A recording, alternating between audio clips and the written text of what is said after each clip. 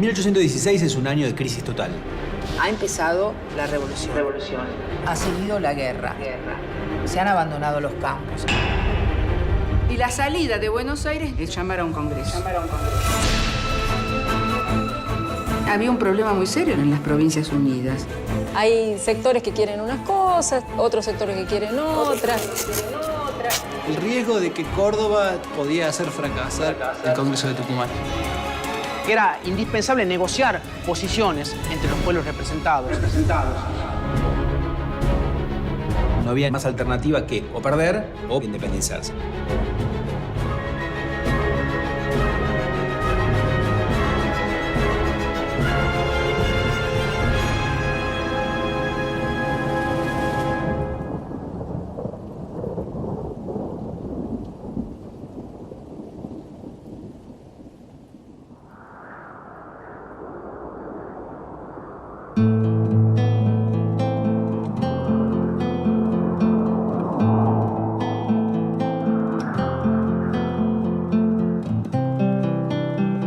En 1816 es un año de crisis total. Ser un revolucionario en el Río de la Plata en ese momento era algo muy complicado porque el panorama parecía terrible. Fernando VII vuelve al trono una vez que Napoleón Bonaparte es derrotado en Europa en 1814 y cuando vuelve decide no negociar con ningún grupo insurgente.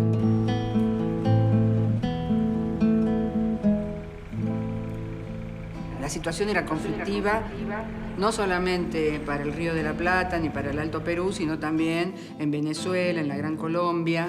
Fundamentalmente era complicado también en Europa, donde la restauración monárquica absolutista había ganado fuertemente, envalentonando de alguna manera también a Fernando VII a mantener una conducta muy rígida, muy dura con los territorios que estaban insurreccionados.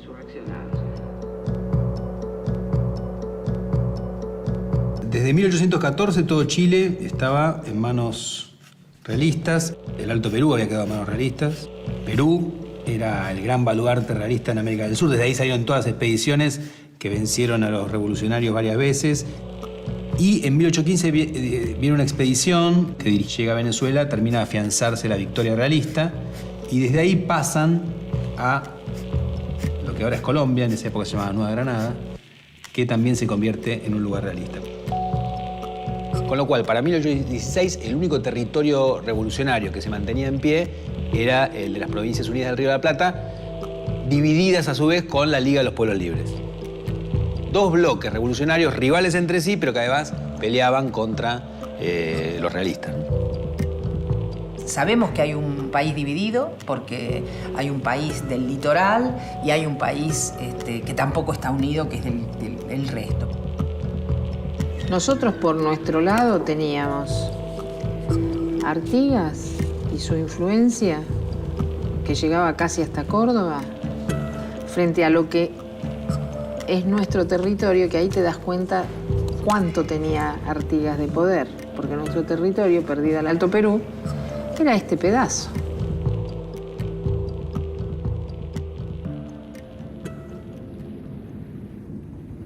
Son territorios, no me animo, no son provincias todas todavía, no es un país unificado, no hay un Estado nacional, no hay una autoridad nacional permanente que están sosteniendo una guerra con una potencia extranjera. Y si no es con una potencia extranjera, con algunas de las partes de lo que había sido ese territorio, por ejemplo la banda oriental, que también tiene sus anhelos de emanciparse. Pero también había un problema muy serio en las Provincias Unidas del Río de la Plata, que no eran muy unidas. Lo que está haciendo crisis realmente en ese momento es algo que ya se perfilaba en 1810. Hay sectores que quieren unas cosas, otros sectores que quieren otras. Cada uno tiene sus intereses, pero a lo mejor todos están de acuerdo en determinado momento en romper con esa situación. Pero después empiezan como a dividirse las posiciones sobre cómo hacer. Desde 1815, algunas provincias hartas del centralismo con base en Buenos Aires habían dejado de obedecer a las autoridades de Buenos Aires por el hartazgo con el gobierno porteño que había dirigido la revolución bien centralistamente desde 1810 a 1815. Y la salida de Buenos Aires llamar a un congreso. El congreso aparece como la alternativa a superar estas tensiones y estos conflictos.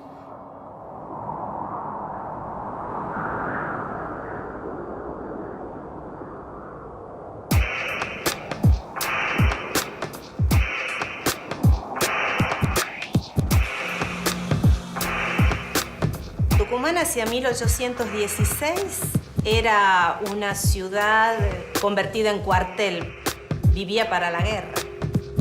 No estaba preparada para alojar a los diputados, ni siquiera estaba preparada para una sala en donde se reúnan para, digamos, las sesiones del Congreso. Por lo tanto, comienza a buscarse un espacio donde se puedan reunir y es donde surge la propuesta de esta casa, que ya era usada por el Estado. Primero la aduana, luego fue almacén de guerra. Es decir, era una casa que ya el Estado contaba con ella y se tuvo que hacer refacciones para agrandarla y que quepan allí todos los diputados.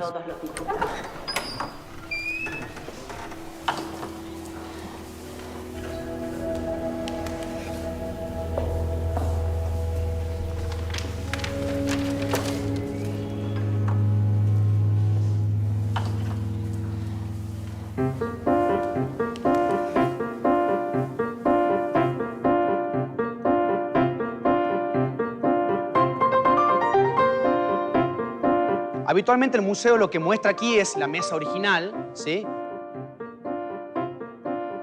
Fue usada para la sesión del Congreso y, por supuesto, entre ellas, para la sesión del 9 de julio de 1816. Y dentro del espacio del Salón de la Jura hay que imaginar a todos los diputados, ¿verdad? Recordemos los 29 del día de la Jura, ¿sí?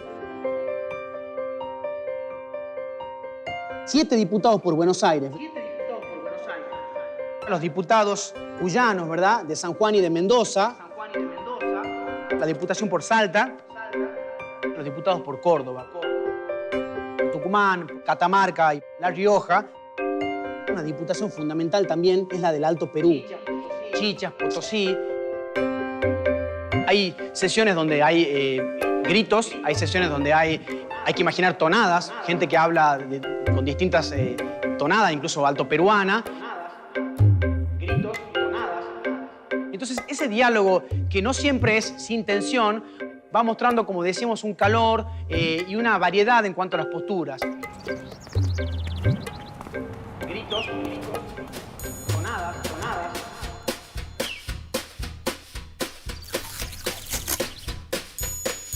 El Congreso tuvo 5 objetivos claros.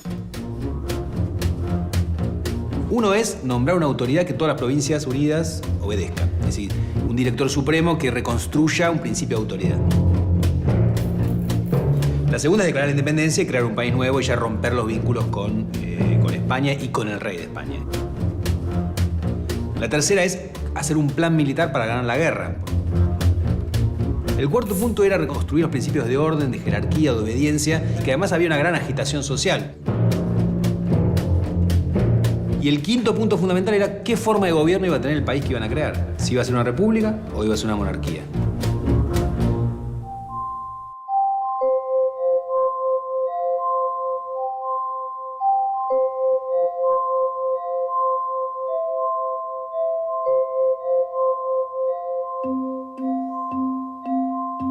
Tenían tan pocas prendas porque había muy pocas circulaciones.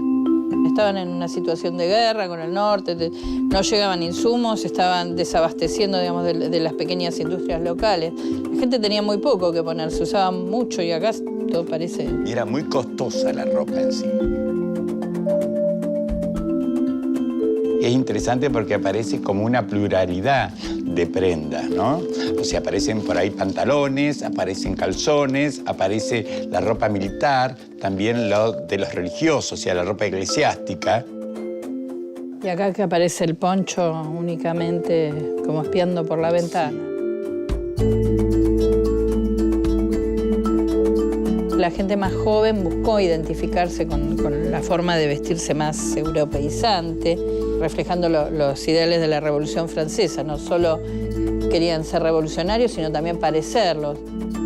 Y también va a tener efecto en lo que va a ser, por un lado, lo porteño, acá lo centralista, y por otro lado, el interior, que lo podemos ver en lo que son las imágenes.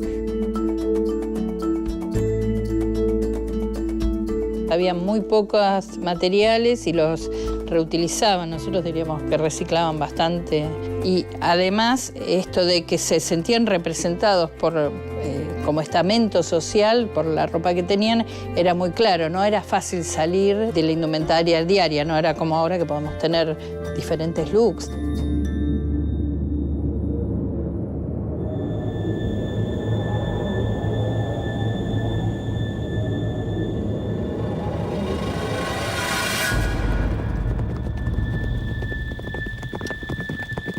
El tiempo.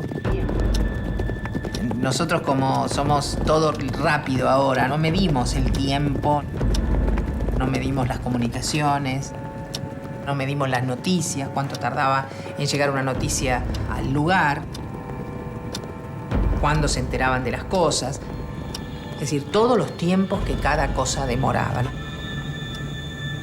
Las zonas son difíciles, las distancias son largas. Si uno toma un micro hoy y se da cuenta de lo que cuesta llegar a tal lugar, se da cuenta de lo que costaba en ese momento.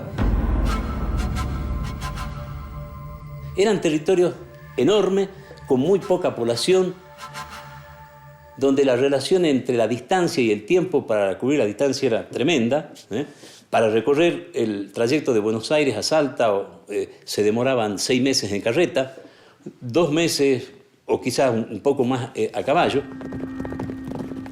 2 meses a caballo. Si alguien quería hacer el trayecto a Buenos Aires-Tucumán, no podía llegar con su caballo propio, porque el caballo se cansaba. ¿Qué se hacía en el medio del camino? ¿Cómo se podía hacer el recambio? Para eso estaban las postas. Era el lugar donde se realizaba el cambio de los caballos para seguir en los caminos, pero además el lugar donde se descansaba, el lugar donde comían los pasajeros.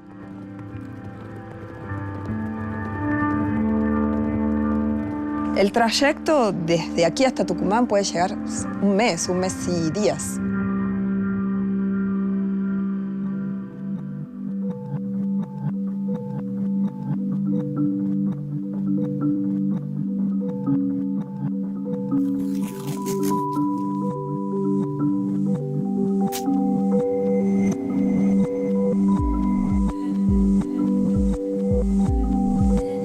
Buenos Aires tiene una delegación de 7 diputados. 3 de ellos ya en enero de 1816 estaban en Tucumán. También llegaron los diputados de Cuyo. Pero todos los demás se atrasaron muchísimo. Cuando están llegando los diputados, hay una cierta incertidumbre sobre quiénes van a participar.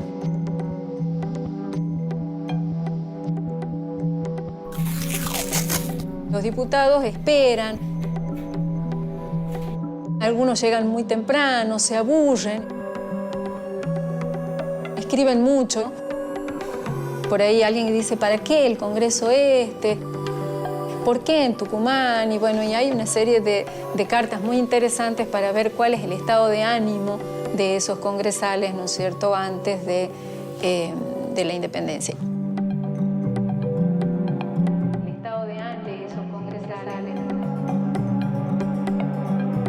La apertura del Congreso va muy despacio. Muy despacio. Qué burla, amigo, tan completa. Qué burla, amigo. Qué vergüenza que estos miserables pueblos miren con tanto desprecio. Pero, como ha de ser, paciencia o reventar.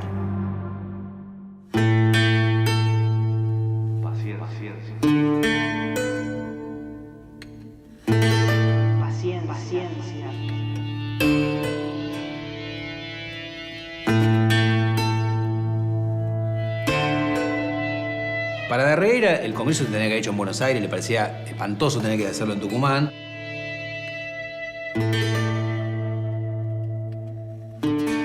Y además, lo interesante de leer sus cartas es que él muestra todo el tiempo la preocupación que tiene él y muchos de que efectivamente el Congreso se lleve a cabo.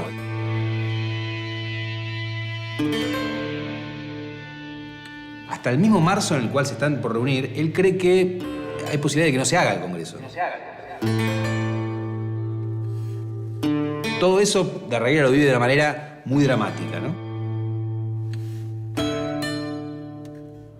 No me atrevo a presagiar nada acerca de la situación de nuestro deseado Congreso. Solo puedo decir a usted que hasta ahora no estamos aquí reunidos más que los 3 diputados de San Juan y Mendoza y nosotros 3. Mucho temo que todo venga a quedar en nada. Si uno de los miembros del Congreso cree que no va a funcionar, nos muestra bien la paranoia y el miedo general que existía entre los mismos protagonistas. Es decir, todos sabían que si se juntaba iba a declarar independencia. El tema es si llegaba a juntar.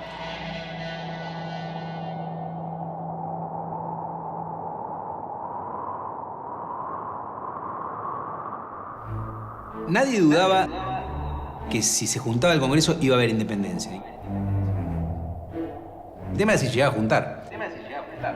Y algunos personajes empezaron a presionar fuertemente. Uno muy importante fue San Martín.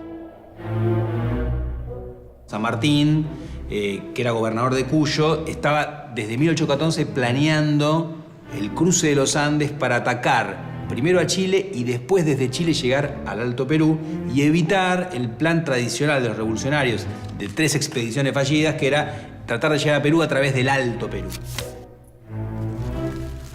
Cruzar los Andes desde Mendoza, liberar Chile, después organizar una expedición naval para llegar al corazón del dominio realista, el dominio español en América, que era precisamente Lima.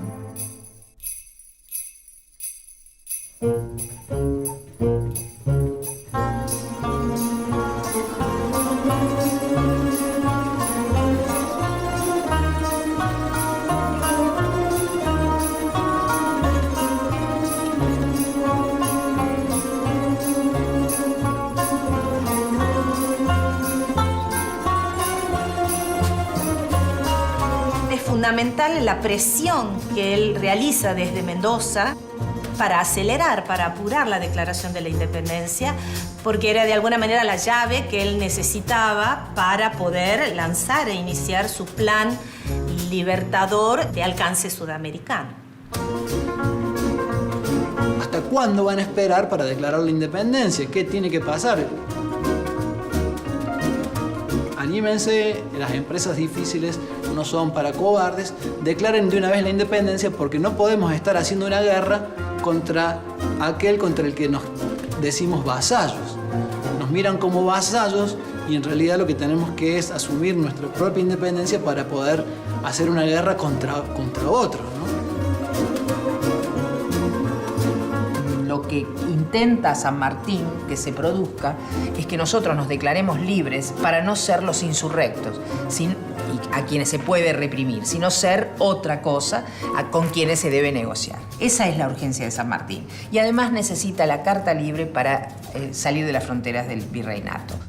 Al principio San Martín fue organizando sus fuerzas en Cuyo, pero no tenía fuerzas suficientes si no lograba el apoyo de todo el resto de la provincia y particularmente del gobierno central. Es uno de los que más y más presiona todo el tiempo sobre el diputado Godoy Cruz. Godoy Cruz era un mendocino que era, digamos, muy cercano políticamente e incluso en amistad con San Martín.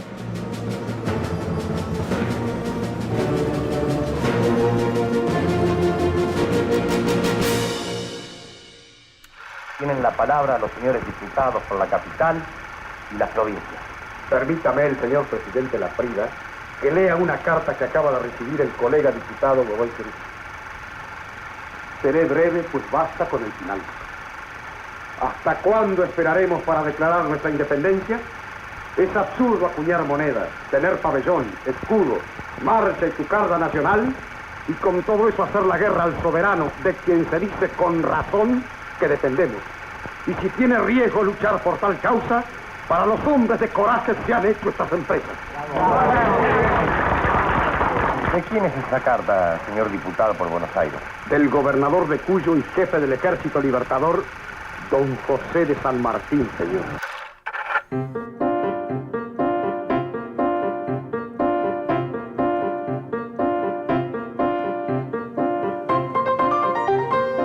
Para entender el Congreso y para no ubicar al Congreso como un espacio solamente unánime, es fundamental ubicar la presencia de los diputados por Córdoba. Córdoba había dudado entre participar al Congreso y no participar. Se convierte en un momento álgido, incluso en el que hay cierto temor de que haya una ruptura, ¿verdad?, del propio espacio del Congreso.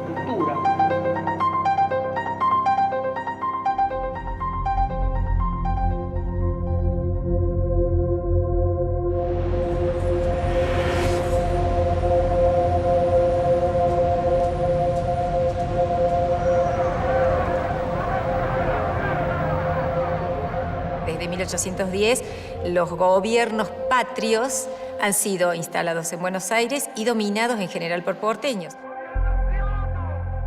Eso fue generando cansancio en las provincias, ¿no? Y que llevó a dos reacciones distintas.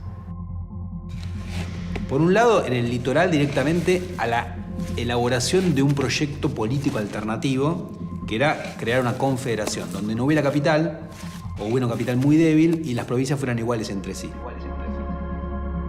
Que eso es lo que va a llamarse después la Liga de los Pueblos Libres a partir de 1814-1815, que tiene un líder muy claro que es José Artigas.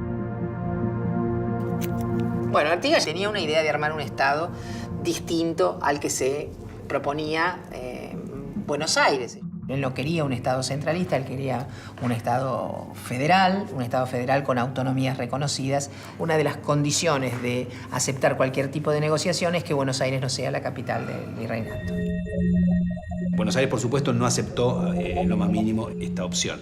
Pero incluso en provincias que estaban más de acuerdo con el centralismo, ya no quieren seguir subordinadas a Buenos Aires como antes. Sin romper con las Provincias Unidas, como sí hicieron las provincias artiguistas, no obedecen a la capital, ¿no? Y por eso empiezan a decir, vamos a esperar al Congreso de Tucumán y ahí sí vamos a recrear un orden al cual vamos a obedecer.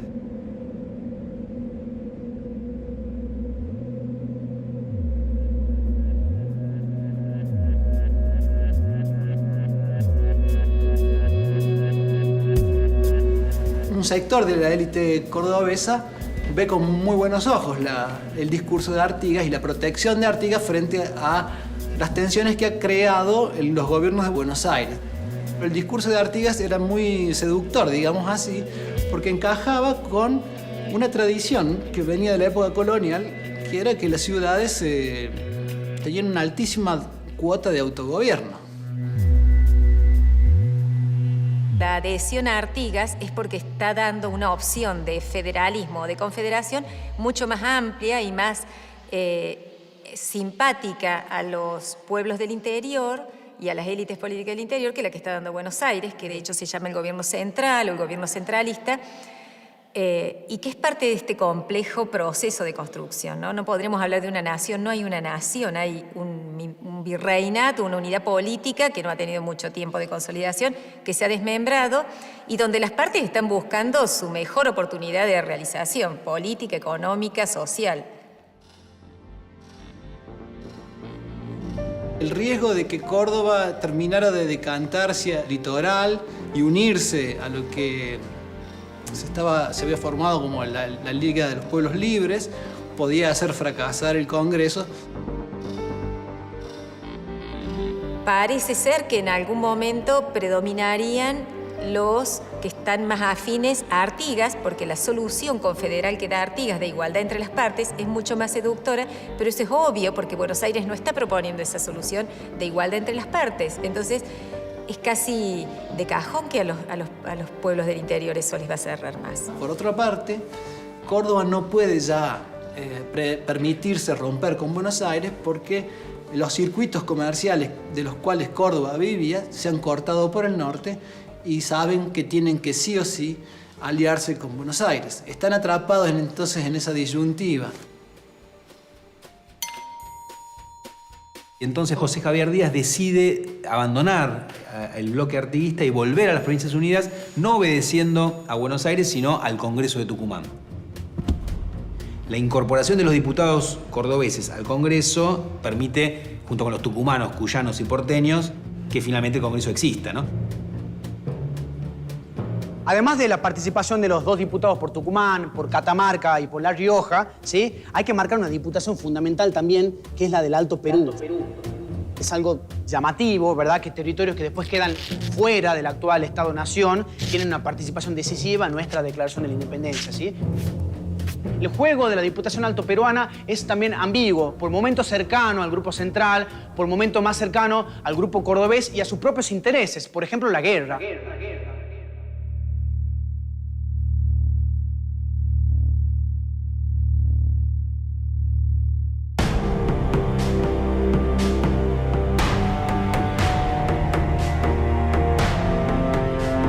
La élite dirigente que tiene su sede en Buenos Aires necesita las provincias, porque la guerra no se disputa en Buenos Aires, la guerra se disputa en Cuyo y se disputa en el norte, sobre todo, en este momento. En esas regiones se produce una militarización que cambia completamente la sociedad y las formas de la política, pero al mismo tiempo genera identidades regionales.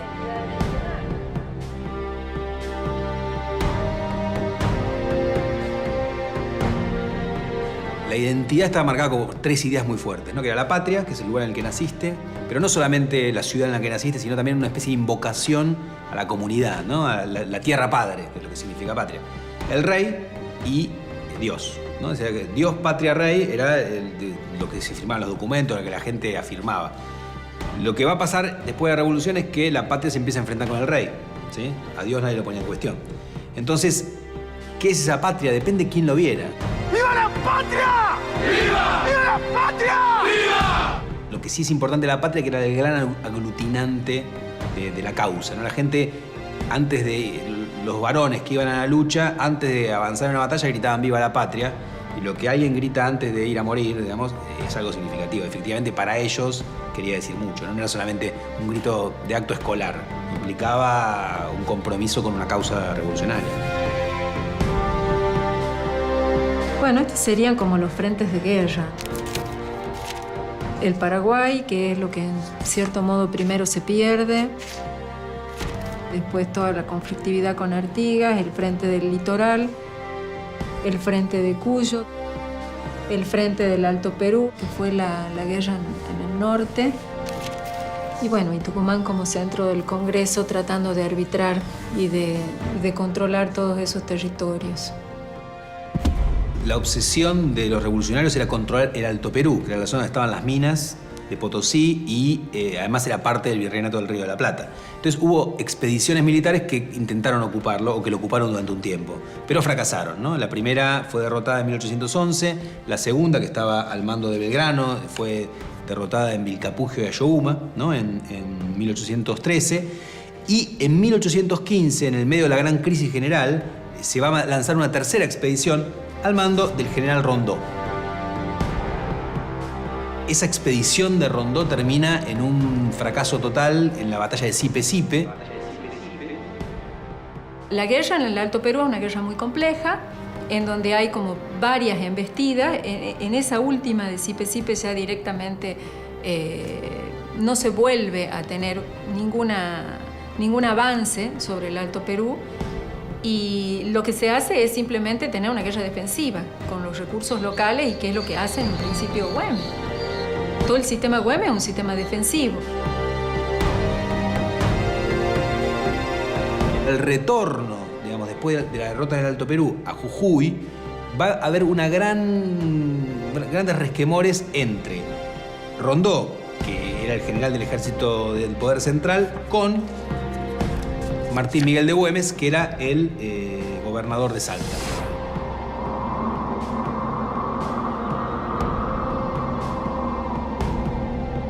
Lo que se teme es que Güemes se transforme en otro Artigas, o sea, que sea otro opositor a Buenos Aires. ¿Por qué? Porque ven que él en esos meses ha construido un liderazgo bastante interesante frente a todos estos hombres movilizados. Es más, Rondó lo destituye a Güemes. Güemes se autoproclama comandante de los gauchos, vuelve por Jujuy, toma las armas de la maestranza de Jujuy del ejército y se viene a Salta. Entonces ya tiene 600 fusiles para armar a su gente. Güemes consideraba que iba a haber una ofensiva, una contraofensiva realista que iba a avanzar hasta Jujuy, efectivamente, y hacia Salta. Entonces, cuando él se retira del frente, pasa por Jujuy y retira una cantidad importante de fusiles. Entonces, Rondó lo declara en rebeldía. Lo que hace Rondó es avanzar para atacar Salta desde Jujuy y comete un error, es rodeado como la estrategia de las milicias de Güemes, que era rodearlo y dejarlo sin suministros, y se tiene que rendir elegantemente en el Pacto de los Cerrillos, negocia con Güemes y finalmente no hay enfrentamiento, y en ese momento justo empieza el Congreso de Tucumán y en todos lados se saluda este pacto porque es el que evita otra vez un enfrentamiento entre revolucionarios y ahí el Congreso puede empezar a funcionar normalmente. En esta zona donde estamos, en la localidad de Cerrillo, a 15 kilómetros de la ciudad de Salta, está la casa donde los generales Rondó y Güemes firman el acuerdo o pacto de los Cerrillos. Hay historiadores que dicen que el acuerdo entre Güemes y Rondó, digamos, se hizo presionado por la inminencia del Congreso. Y hay otros que dicen que el Congreso fue posible porque se firmó ese pacto. Independientemente de eso, si no se llegaba a un acuerdo entre el general Rondó y Güemes, primero se iban a perder armamento, vidas humanas, se iba a encender prematuramente un foco de guerra civil y eso iba a frustrar cualquier posibilidad de San Martín de llevar adelante su plan continental. Entonces fue fundamental.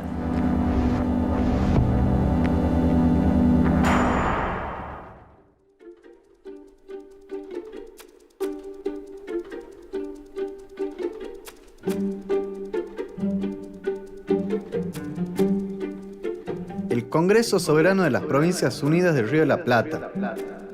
Esperanza de los pueblos libres. Se ha instalado al fin en la benemérita ciudad de San Miguel de Tucumán. Amaneció este día, 24 de marzo de 1816. Y al romper el alba, una salva de 21 cañonazos anunció al público su instalación.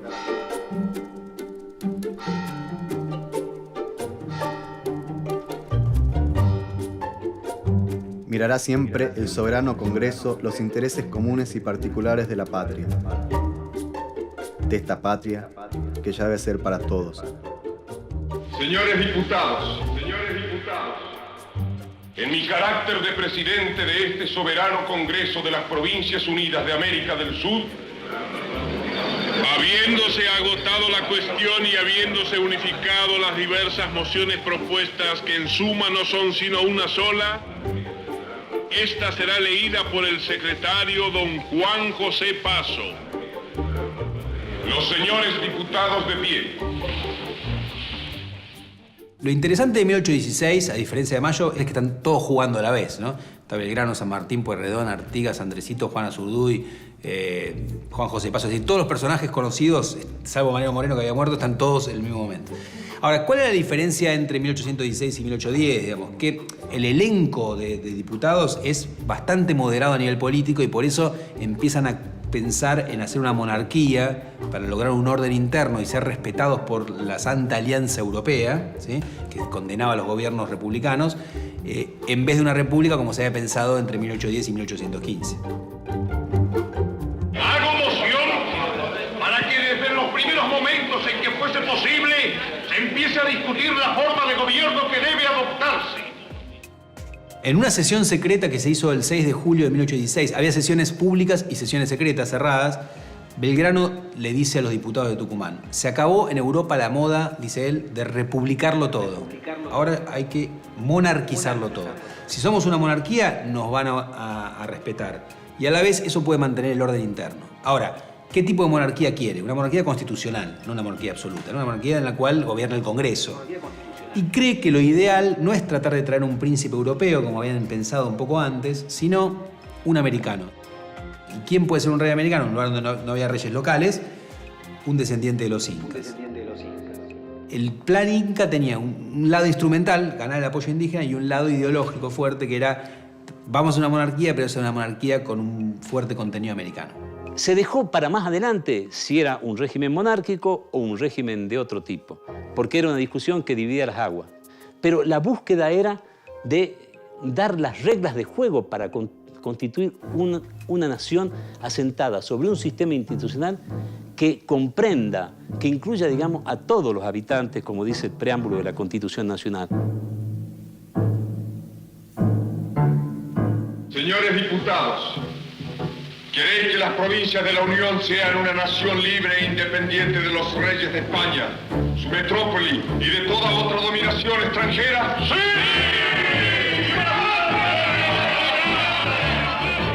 Nos, los representantes de las Provincias Unidas en Sudamérica, reunidos en Congreso General, invocando al Eterno que preside al universo, En el nombre y por la autoridad de los pueblos que representamos, protestando al cielo, a las naciones y hombres todos del globo, la justicia que regla nuestros votos, Declaramos solemnemente a la faz de la tierra que es voluntad unánime e indubitable de estas provincias romper los violentos vínculos que las ligaban a los reyes de España, recuperar los derechos de que fueron despojadas e investirse del alto carácter de una nación libre e independiente del rey Fernando VII y sucesores y metrópoli.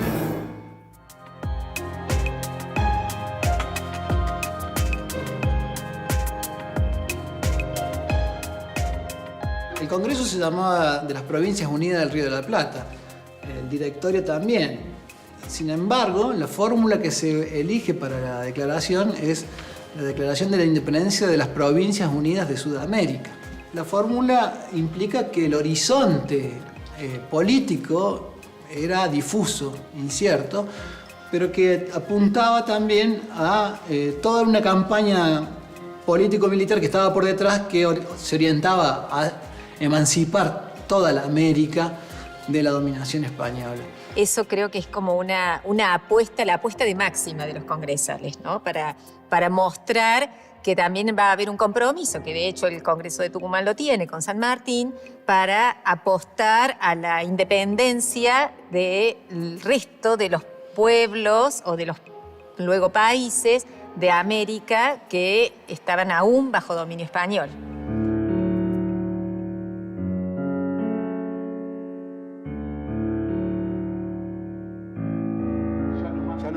Ya no más rioplatenses, sudamericanos.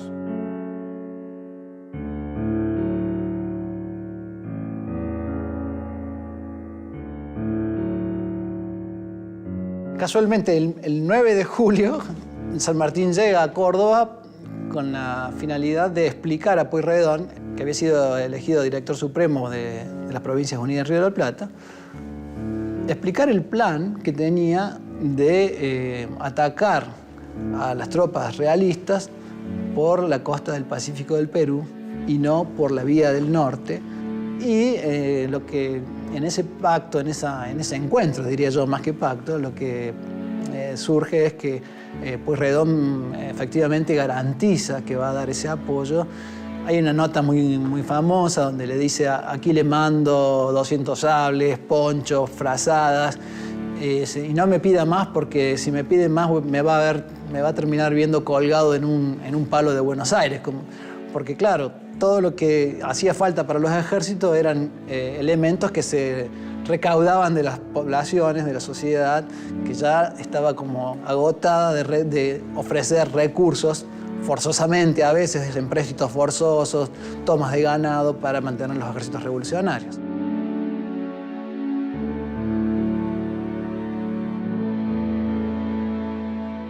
No hay una opinión unánime en el Congreso. En octubre recién está tratándose de que el Congreso en sí acepte la estrategia de sanmartiniana de pasar por... O sea que es algo que también va a ser discutido, hubo que convencer, hubo que negociar, hubo que transar algunas situaciones, hasta que en octubre las fuerzas que venían de Buenos Aires para el Ejército Auxiliar del Perú son desviadas hacia Mendoza. Yo diría que ahí ya se toma una decisión fuerte de que el cruce se va a hacer hacia Chile. Desde el primer momento, cuando se decide, digamos, romper los vínculos administrativos y políticos con el Reino de España, se buscaba organizar un país. Después de casi 3 siglos de dominación española, era muy difícil improvisar países, ¿no es cierto?, que fueron después naciones, de la noche a la mañana. Me parece que sobrevuela la idea de superación de las pequeñas o grandes obstáculos, ¿no? Más allá de ponerlos a ellos como los grandes héroes, nos muestran con las personas cerebrales, ¿no?, que deponen las pequeñas cosas para alcanzar los grandes objetivos. Entonces eso me parece que es un mensaje interesante que nos viene del pasado, no para agarrarnos del pasado, sino para decir, mira, la verdad que se pusieron a pensar qué era lo importante y qué era lo accesorio. Y no les fue tan mal.